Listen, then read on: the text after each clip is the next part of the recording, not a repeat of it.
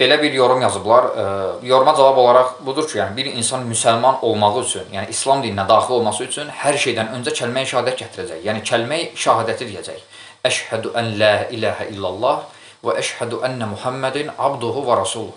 Bu sözü bir insan deyərsə, əlbəttə ki, mənasını dərk edərək, mənasını bilərək bu sözü deyərsə, o insan artıq müsəlman sayılır. Yəni İslam dininə daxil olur. Yəni bir insanın müsəlman olması üçün İlk növbədə bunu deməlidir. Yəni kəlmə-i şahadət gətirməlidir. Hər şeydən öncə bu gəlir, yəni kəlmə-i şahadət demək. Ondan sonra artıq insan kəlmə-i şahadət gətirib İslam'a daxil olandan sonra, müsəlman olandan sonra ona 5 vaxt namaz vacib olur, Ramazan ayının orucu və digər zəkat, həcc.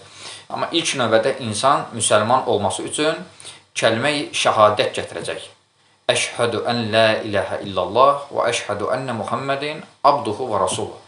Bu sözü deyəcək, amma mənasını bilərək, mənasını dərk edərək deyəcək bu sözü.